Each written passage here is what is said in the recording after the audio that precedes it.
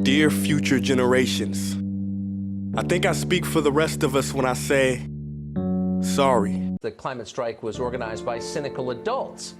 Вы знаете, то, что молодые люди, подростки,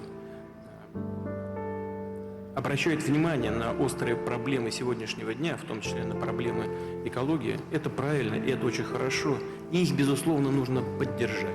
Look, I am not in favor of encouraging people to skip class, but if there's a cause that isn't important, this is it. This is a school parents organisation working against the interests of their own kids' education. Congratulations on skipping school. Adults treat kids like children! I want to let you know that we are in a climate crisis. I think kids are being subtly programmed to turn against the older generation in the future when they've got the vote, when they can control policy. And the older generation, they're going to be demonised for two reasons. Number one, because they're going to cost the state and therefore the people that are paying their taxes a lot of money. And number two, they're the ones that are going to be blamed for the downfall of the present generation in the future. Sorry we left you with our mess of a planet. This is all wrong. Sorry that we were too caught up in our own doings to do something. You all come to us young people for hope. Sorry we listened to people who made excuses to do nothing. You have stolen my dreams and my childhood. I hope you forgive us. We just didn't realize how special the earth was, like a marriage gone wrong. We are in the beginning of a mass extinction, and all you can talk about is money. We didn't know what we had until it was gone. Listen up, maggots! Have you noticed how these banners that some of these young people are holding are talking about, we're the ones that are going to face this, not you old people. Pull the older people away from the young. Create that divide. That's all part of this. The second reason is their message, and it's a scary one. You told us that the future was something to look forward to. Most children are not even aware of the fate that awaits us. Let's be honest, a lot of people find it very annoying. Don't just sit there. Seize him, punish him, cut him down, I command you.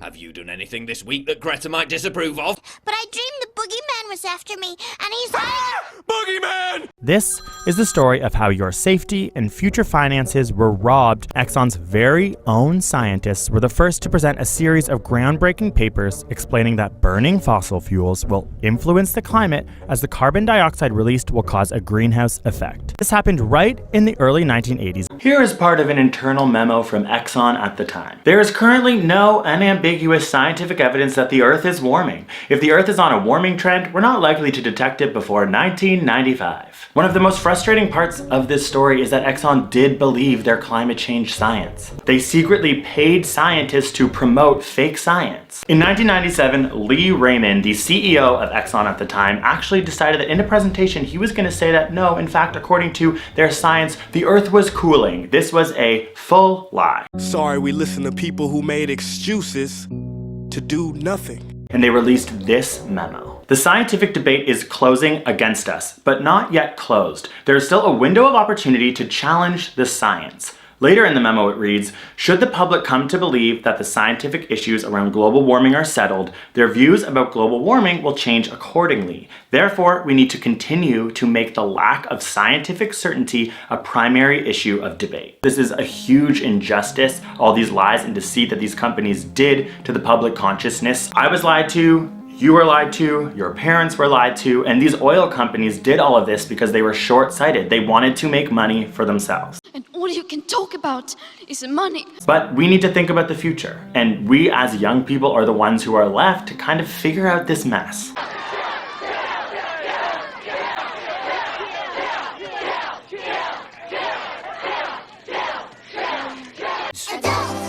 Each old generation lives for many more years than its predecessors did, and they will be ill, of course, when they're old, and they will take resources from the system like healthcare and pensions. The kids will have to pay for the older people, something that they will not be able to receive when they're older. Hard decisions will have to be made by the young generation. Decisions on denying people to live, withdrawing money from the pensions. Will they allow people to die? Or will they make people die? Or will they withdraw the health care? And they're being programmed to do it by demonizing the older generation. If they feel that the older generation stole from them in a myriad of different ways. The young generation are growing up with large debts, no housing, reduced wages, and all of those elements will make it easier for them to make the decisions on the older people whom they feel deserve it. Future generations will be haunted by the effects of a global pension crisis that is brewing today.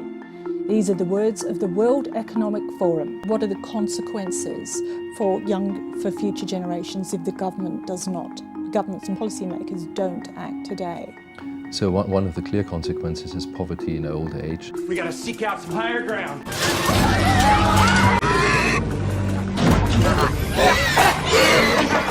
Humans will be shown to be irresponsible, untrustworthy, not people that take care of the environment or the earth, this sacred planet that we live on.